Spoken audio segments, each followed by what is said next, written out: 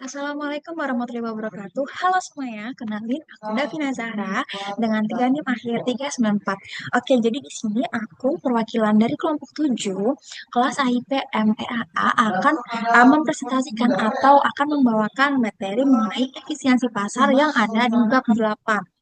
Oke, langsung aja. Oke, jadi yang pertama efisiensi pasar. Jadi uh, untuk diketahui aja ya teman-teman, jadi efisiensi pasar ini tuh bermula atau muncul dari positive accounting theory yang fokusnya tuh pada menjelaskan dan memprediksi terkait perilaku pasar modal secara apa adanya atau dalam konteks positif, bukan normatif seharusnya bagaimana.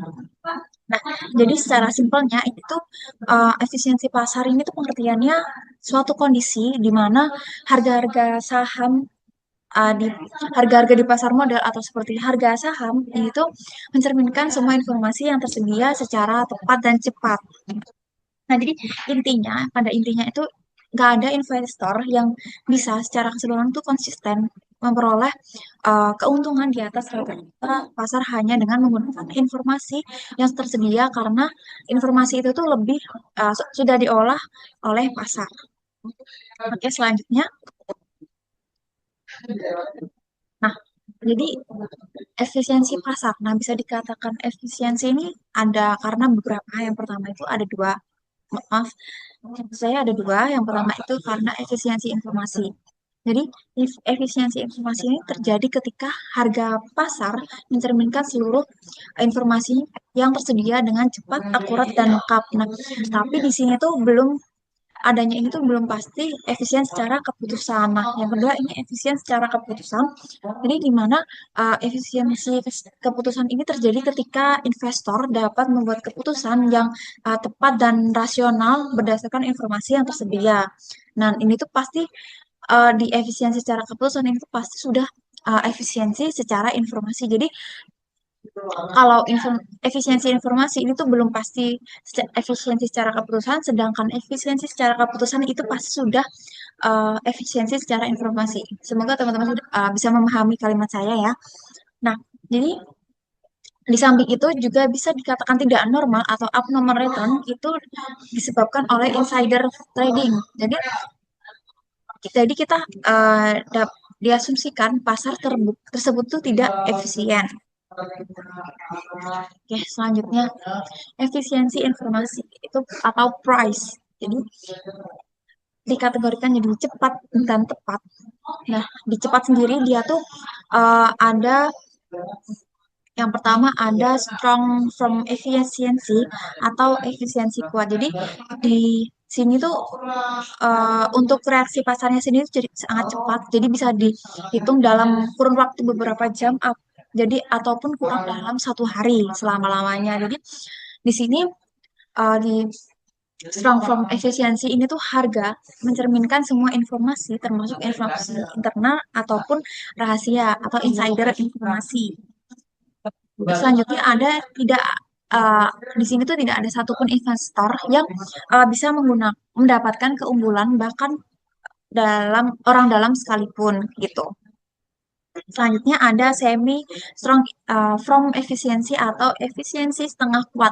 Nah, di semi ini untuk reaksi pasarnya itu dalam kurun waktu 1 sampai 7 hari.